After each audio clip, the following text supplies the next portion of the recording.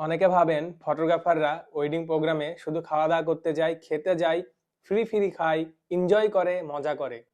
আসলে তা না, ফটোগ্রাফাররা বিয়ের প্রোগ্রামে খাওয়া দাওয়ার জন্য যায় না।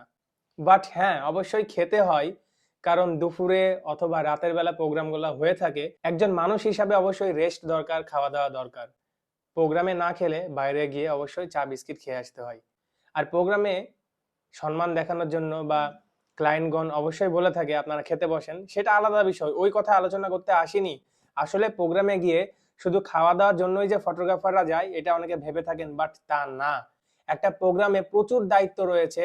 একটা মোমেন্ট যেন মিস না হয় সেজন্য সারাক্ষণ ক্যামেরা হাতে নিয়ে, গিম্বেল হাতে নিয়ে, লাইট হাতে নিয়ে, আমব্রেলা হাতে নিয়ে দাঁড়াই থাকতে হয়, মোমেন্ট যেন মিস না হয়। প্রচুর খাটনি রয়েছে, প্রচুর কষ্ট রয়েছে। সে কষ্ট লাখ টাকা দিয়েও কিনতে পাওয়া যায় না। তারপরেও আমরা খুবই সীমিত বাজেটের মধ্যে আমাদের ক্লায়েন্টগণকে হ্যাপি করার চেষ্টা করি।